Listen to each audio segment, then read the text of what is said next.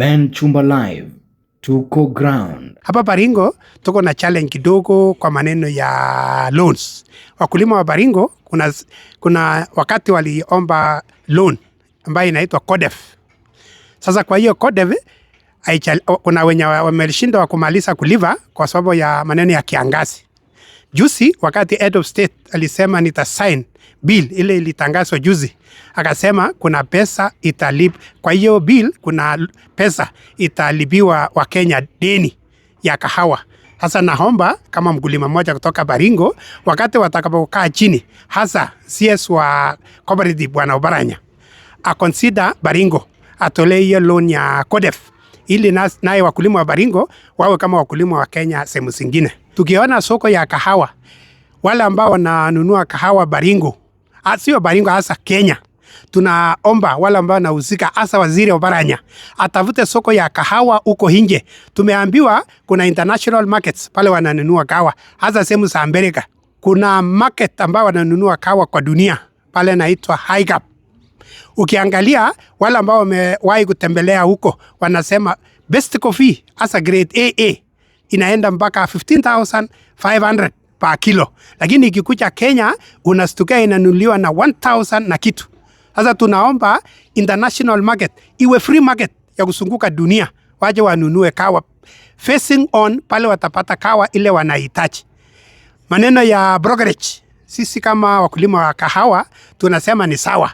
Parliament walipitisha brokerage wanunue kahawa, which is okay. Lakini bado tunaomba wale wanauzika wakupalie international buyers waingie sehemu zote za Kenya, hasa hapa Baringo. Hapa Baringo kuna kahawa ile wanatumia kublend kahawa pale pengine. So tunaomba wakupalia hawa ingie. Let them be free, come to where they are selling. Hapa Baringo tuko na mill ambayo inaitwa Chamil.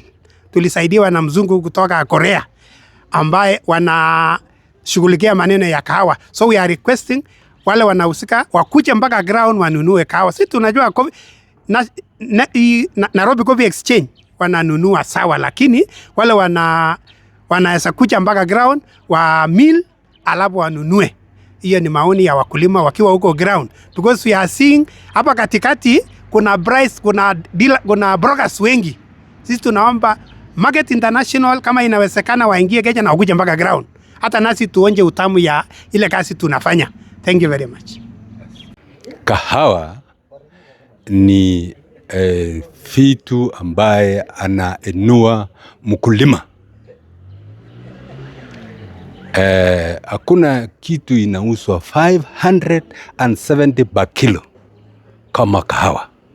So mimi kama ingewezekana mtu ambaye iko na kahawa achunge kahawa mpaka maximum. Mtu ambaye ako na shamba apande kahawa. Sasa juzi mimi nasikia President alienda nje kutafuta market ya kahawa.